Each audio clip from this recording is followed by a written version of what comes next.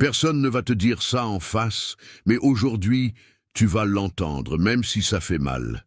Tu penses être un homme sigma, mais tes actions te trahissent. Ton indépendance est fragile. Ton silence n'est pas de la force, c'est de la peur. Ta solitude n'est pas un choix, c'est du rejet. Tu as acheté le costume, mais pas l'essence. Un vrai sigma n'a pas besoin de le crier. Un vrai sigma ne joue pas à faire semblant. Un vrai sigma ne demande pas la permission d'exister. Cette vidéo n'est pas une tape dans le dos, c'est un miroir qui tranche, une radiographie brutale de ce que tu es vraiment et de ce que tu n'as pas encore eu le courage d'affronter. Tout le monde n'est pas prêt à voir la vérité. Beaucoup préféreront fermer les yeux et continuer à faire semblant. Mais toi, si tu as le sang assez froid, reste jusqu'à la fin. Parce que je vais te montrer, sans filtre, sans excuse, les 5 signes clairs que tu n'es pas un homme sigma, même si ton ego hurle le contraire. Prépare-toi, ça va faire mal. Mais au bout du compte, ça pourrait te sauver de vivre un mensonge. Numéro 1. Tu es dérangé par le succès des autres. Le premier signe peut faire plus mal que prévu, car au début, tu ne le remarques même pas. Tu crois que ça ne te touche pas, que tu te fiches des réussites des autres, que tu es concentré sur ton propre chemin. Mais quelque chose en toi se crispe quand tu vois quelqu'un progresser. Ce malaise n'est pas de l'indifférence, c'est de l'envie déguisée en critique.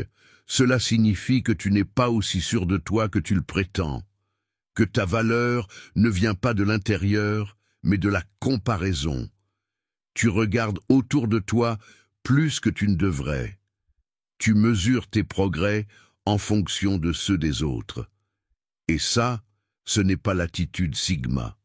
C'est de l'insécurité, c'est du bruit mental, c'est jouer à un jeu auquel le sigma ne joue même pas.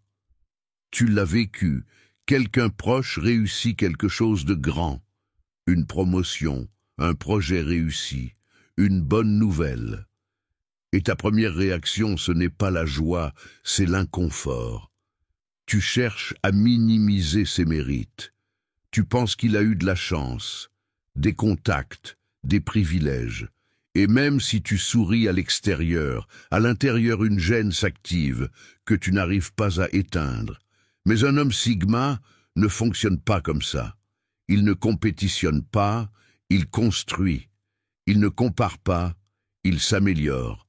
S'il voit un autre réussir, il utilise ça comme carburant, pas comme excuse pour douter de lui-même. Il n'a pas le temps de critiquer le succès des autres, car il est trop occupé à forger le sien. Le véritable sigma se réjouit du progrès des autres, parce qu'il sait que son seul véritable rival a toujours été l'homme dans le miroir. Numéro 2. Ton ego t'empêche d'avancer. Le deuxième signe est silencieux et donc le plus dangereux.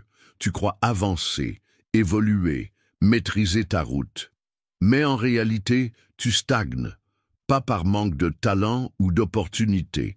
Tu es bloqué par quelque chose de plus profond, ton ego, cette impulsion intérieure qui t'oblige à te défendre, à avoir raison, à prouver ta valeur, même si cela t'empêche de progresser. Cela signifie que tu as encore besoin de validation, que ta confiance ne vient pas de ton essence, mais de l'opinion des autres. Chaque critique te brûle de l'intérieur, chaque compliment te fait te sentir plus homme. Mais ce n'est pas le chemin du sigma. C'est celui de quelqu'un qui vit en attente d'être approuvé, remarqué, accepté. L'ego est une prison dorée, et toi, sans t'en rendre compte, tu y es enfermé. Tu l'as vécu. Quelqu'un pointe une erreur et tu ne l'acceptes pas. Tu te justifies, tu te défends. Ce qui te dérange, ce n'est pas ce qu'on t'a dit. C'est comment on te l'a dit. Et quand quelqu'un brille plus que toi, tu ressens le besoin de prouver ta valeur, de montrer ce que tu as fait, pas par inspiration, mais par peur d'être invisible. Mais le sigma ne joue pas à ce jeu-là. Il n'a pas besoin d'avoir raison. Il ne débat pas pour gagner. Il écoute pour grandir. Il ne se défend pas. Il apprend. Sa force ne vient pas de son orgueil, mais de son humilité silencieuse. Car celui qui est vraiment n'a pas besoin de le prouver. Numéro 3. Tu parles trop et tu écoutes trop peu. Le troisième signe ne se voit pas toujours de l'extérieur, mais à l'intérieur, il hurle. Tu t'es convaincu que tu dois participer à tout, que si tu ne donnes pas ton avis, tu n'existes pas, que si tu ne parles pas, on ne te respecte pas. Alors tu remplis chaque silence avec des mots vides, croyant que ça te donne de la présence. Mais en vérité, tu ne fais que du bruit. Cela signifie que tu n'es pas à l'aise avec toi-même, que tu ressens le besoin de valider ton intelligence, ton expérience, ton point de vue, à tout prix, que tu confonds être entendu avec être important. Et lorsqu'un sujet est sur la table, tu sens l'obligation de parler, même si tu ne sais rien, même si ce n'est pas ton domaine, même si ton discours sonne forcé.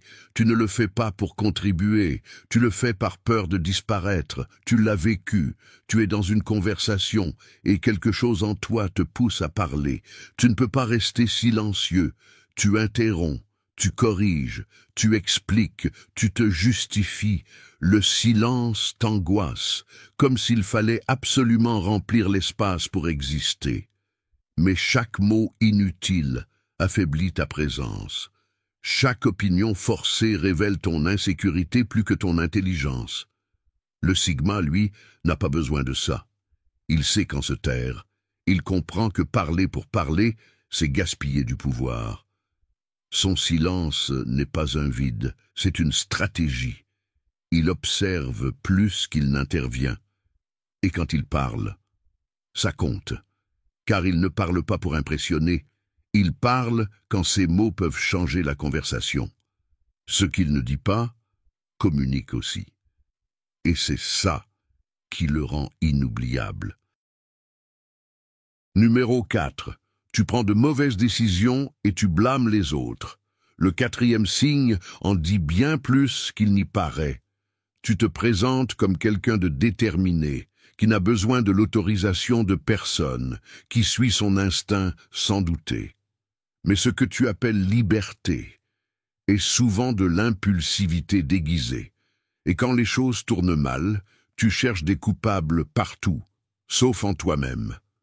Cela signifie que tu ne décides pas avec conscience, tu réagis avec ton ego. Tu n'agis pas après avoir réfléchi, tu exécutes en espérant que le monde s'adapte à tes désirs. Et quand ce n'est pas le cas, tu blâmes les autres.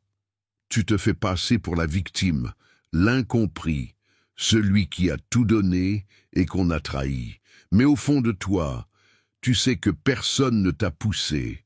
Tu as sauté tout seul, tu l'as vécu, tu t'es lancé dans un problème, une relation, un business. Tout semblait une bonne idée sur le moment.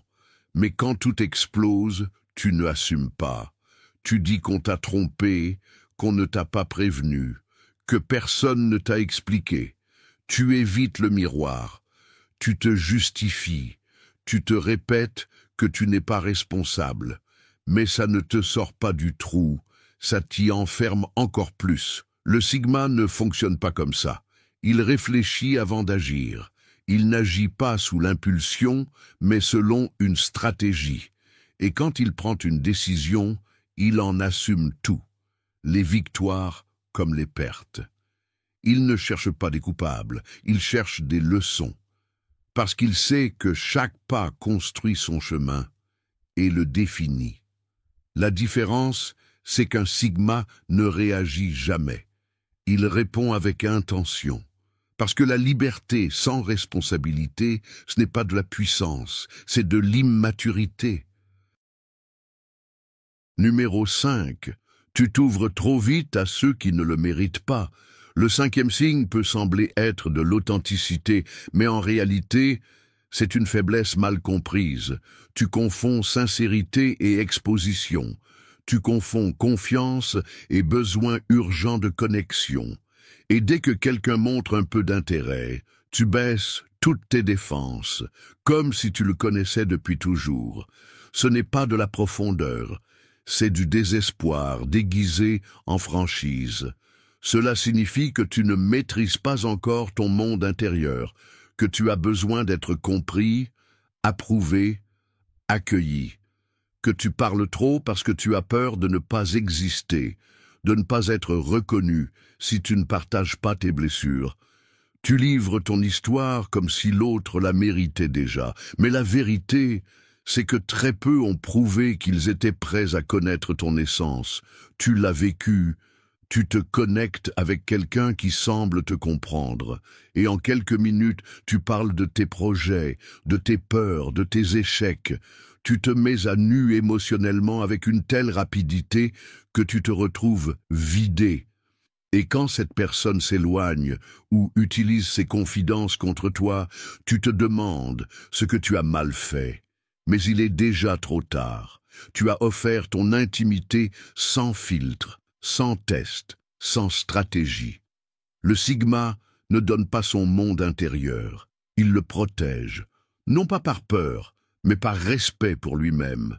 Il sait que la confiance ne se déclare pas, elle se construit. S'ouvrir à quelqu'un n'est pas un automatisme, c'est un processus. Le Sigma mesure, observe, évalue, et quand il décide de partager quelque chose, il le fait avec maîtrise, pas par manque, car son pouvoir ne réside pas dans ce qu'il dit, mais dans ce qu'il choisit de taire, et ça, peu le comprennent. Beaucoup veulent se dire Sigma, mais peu sont prêts à payer le vrai prix pour l'être, car il ne s'agit pas de paraître mystérieux, ni de dire qu'on est différent. Être Sigma, c'est une guerre silencieuse contre soi-même. Un combat quotidien pour ne pas céder à l'ego, pour réfléchir avant d'agir, pour maîtriser ses impulsions au lieu de justifier ses erreurs. C'est savoir quand se taire, quand se retirer, et quand avancer sans avoir besoin d'expliquer. C'est bâtir de l'intérieur ce que personne ne pourra jamais te voler de l'extérieur. Et si en regardant cette vidéo, tu t'es reconnu dans certains de ces signes, ne le prends pas comme une défaite. Prends-le comme un appel au réveil. Car le véritable homme Sigma ne se victimise pas. Il se transforme. Maintenant, c'est à toi de jouer. Si ce contenu t'a secoué, laisse un like, partage-le avec quelqu'un qui a besoin de l'entendre et abonne-toi si tu es en train de forger une mentalité d'acier. Et si tu veux aller encore plus loin dans cet état d'esprit, ne pars pas sans regarder la vidéo que je t'ai laissée à l'écran. Tu y découvriras des vérités que très peu osent affronter en face. On se retrouve là-bas. Et souviens-toi, le Sigma ne se crie pas, il se prouve en silence.